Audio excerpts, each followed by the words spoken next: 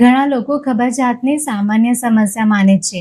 તેઓ એવું વિચારે છે કે અઠવાડિયામાં 2 થી 3 વાર પેટ સાફ ન થાય તો એમાં કોઈ મોટી વાત નથી. પરંતુ આયુર્વેદમાં કબજિયાતને અનેક રોગોનું મૂળ માનવામાં આવે છે. આજના આ વિડીયોમાં હું તમને 5 એવી મોટી ભૂલો જણાવીશ જે મોટા ભાગના લોકો દરરોજ કરે છે. ભૂલ 1, શૌચની ઈચ્છાને દબાવી દેવું.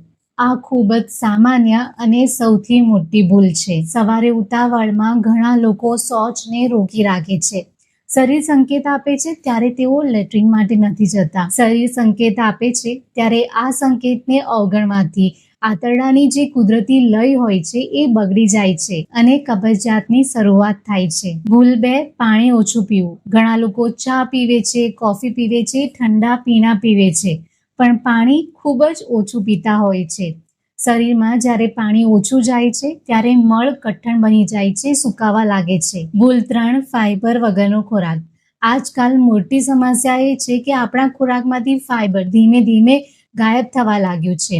જ્યારે આપણા ખોરાકમાં ફાઇબરનું પ્રમાણ ઓછું થાય છે ત્યારે આંતરડાની ગતિ પણ ધીમી પડી જાય છે. ભૂલ 4, આખો દિવસ બેસી રહેવું. ઘણા લોકો અહીં જ ભૂલ કરે છે. તેઓ માને છે કે દવા લઈ લઈશું એટલે બધું ઠીક થઈ જશે, પરંતુ એવું નથી.